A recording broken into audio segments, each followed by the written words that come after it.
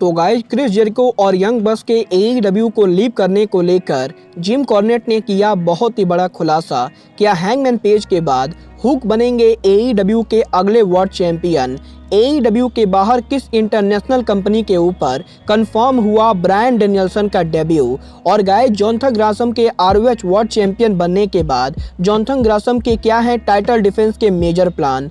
नमस्कार दोस्तों, मेरा नाम है रॉकी और आप देख रहे हैं एलीट FN मीडिया। और गाइज इस वीडियो के अंदर हम AEW के बहुत से मेजर अपडेट पर बात करेंगे। तो गाइज अगर आपने अब तक इस वीडियो को लाइक नहीं किया है तो गाइज वीडियो को लाइक कर देना। बट गाइज चलिए अब बिना किसी देरी के शुरू करते हैं इस वीडियो को। और गाइज सबसे पहले बात करते हैं डेनियल ब्रायन के AEW के बाहर मेजर डेब्यू की। अगर बात करें यहाँ पर ब्रायन के डेब्यू की तो गाइज जैसा कि आपको पता होगा ब्रायन डैनियल्सन ने अमेरिका में AEW के साथ एक्सक्लूसिव कॉन्ट्रैक्ट साइन किया है। और गाइज इसका मतलब ये है कि ब्रायन AEW के बाहर किसी भी बड़ी कंपनी पर AEW से पूछे बिना डेब्यू नहीं करेंगे। बट गाइज यहीं AEW के बाहर ब्रायन का पहला डेब्यू अनाउंस हो चुका है। और गाइज ये डेब्यू और कहीं ना हो के बल्कि कतर की सबसे बड़ी pro wrestling company QPW super slam 3 पर होने वाला है। और गाइज अगर आप एक हार्डकोर रेसलिंग फैन हैं तो गाइज आपको डेफिनेटली मालूम होगा कि QPW कतर के इकलौती सबसे बड़ी प्रो रेसलिंग कंपनी गए जो कि हर साल उनके एक सुपर शो को कराती गए। और गाइज इस शो के सुपर शो के ऊपर WWE के लीजेंड के साथ साथ NJPW ROH इंपैक्ट रेसलिंग सहित काफी सारे इंटरनेशनल सुपरस्टार अपीयर होते गए। और गाइज यही QPW के अगले साल के सुपर शो के ऊपर ब्रायन डैनियल्सन के डेब्यू को अनाउंस किया गया है, जहां पर QPW ने कंफर्म किया है कि 22 और 23 मार्च 2022 को ब्रायन डैनियल्सन QPW के सुपर शो पर डेब्यू करेंगे। और गाइज यहां पर 22 मार्च 2022 को ब्रायन डैनियल्सन QPW पर अपीयर होंगे। गाइज यहां पर QPW ने तो कंफर्म कर दिया है कि ब्रायन QPW पर उनका डेब्यू करेंगे। बट गाइज ब्रायन का अपोनेंट कौन होता है ये देखना काफी ज्यादा इंटरेस्टिंग होगा। बट गाइज चलिए अब आगे बढ़ते हैं और बात करते हैं AEW सुपरस्टार हुक की। गाइज बात करें यहाँ पर हुक की तो गाइज AEW में हुक के इन रिंग डेब्यू के बाद सोशल मीडिया पर हुक को लेकर काफी तगड़ा फैन बेस बन चुका है। और गाइज जिस तरीके से हुक को फैंस का प्यार मिल रहा है ये देखकर तो मैं भी काफी ज्यादा शौक हूँ,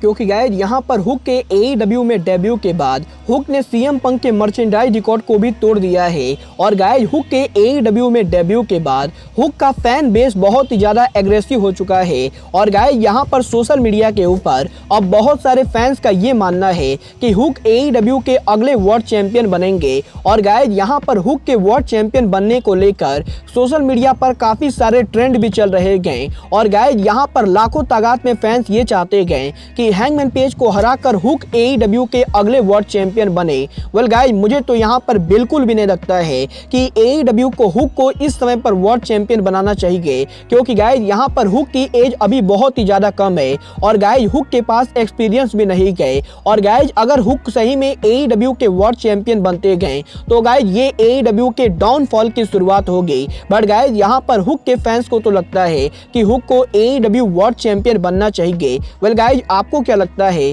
AEW को हुक को वर्ल्ड चैंपियन बनाना चाहिए या नहीं? आप सब मुझे कमेंट करके बताइए। बट गाइज चलिए अब आगे बात करें क्रिस जेरिको और यंग बक्स के AEW को लीव करने की। गाइज बात करें यहाँ पर जेरिको और यंग बक्स की तो गाइज जैसा कि आप सब जानते होंगे टोनी खान ने यंग बक्स को ऑलरेडी कॉन्ट्रैक्ट में साइन कर लिया है। और गाइज जेरिको भी बहुत ही जल्द AEW से री साइन करेंगे। बट गाइज यही जेरिको और यंग बक्स के AEW को लीव करने को लेकर रेसलिंग लीजेंड जिम कॉर्नेट ने उनके लेटेस्ट पॉडकास्ट में बात की, जहां पर जिम कॉर्नेट ने बताया है कि जब AEW कंपनी शुरू हुई थी तो गाइज उस समय AEW के सिंगल डिवीजन के अंदर जेरिको AEW के सबसे बड़े सुपरस्टार थे। तो गाइज AEW के टैग डिवीजन के अंदर यंग बक्स AEW के बहुत ही बड़े सुपरस्टार थे। और गाइज अगर 2019 या अर्ली 2020 के अंदर जेरिको और यंग बक्स AEW को लीव करते तो गाइज इससे कंपनी पर बहुत ही बुरा इफेक्ट पड़ता। बट गाइज अब क्योंकि 2021 के एंडिंग पे AEW ने जेरिको और यंग बक्स के मुकाबले बहुत सारे बड़े और हाई प्रोफाइल रेसलर्स को साइन कर लिए हैं। तो गाइज अगर इस समय यंग बक्स और जेरिको AEW को क्विट करते गए या फिर टोनी खान इन तीनों को अपने कंपनी से रिलीज करते गए तो गाइज इससे AEW को कुछ भी फर्क नहीं पड़ेगा, क्योंकि गाइज अब AEW कंपनी के अंदर इन तीनों के मुकाबले बहुत से बड़े रेसलर हैं। और गाइज यहाँ पर आज के टाइम पर अगर AEW किसी भी एक या दो रेसलर को रिलीज करती गए तो गाइज AEW के रेटिंग और व्यूअरशिप के ऊपर इसका कोई भी नेगेटिव इफेक्ट नहीं पड़ेगा। और गाइज इसीलिए जिम कॉर्नेट का मानना है कि टोनी खान को इन तीनों को रिलीज भी कर देना चाहिए। वेल गाइज मैं तो पर्सनली नहीं चाहता हूं कि टोनी खान जेरिको या फिर यंग बक्स को रिलीज करे, बट गाइज आपको क्या लगता है इन तीनों के AEW को लीव करने से AEW पर कैसा इफेक्ट पड़ेगा? आप सब मुझे कमेंट करके बताइए। वेल गाइज ये तो बात हुई जेरिको और बक्स के AEW को लीव करने की, बट गाइज चलिए अब आगे बढ़ते हैं और बात करते हैं ROH world champion Jonathan Gresham की।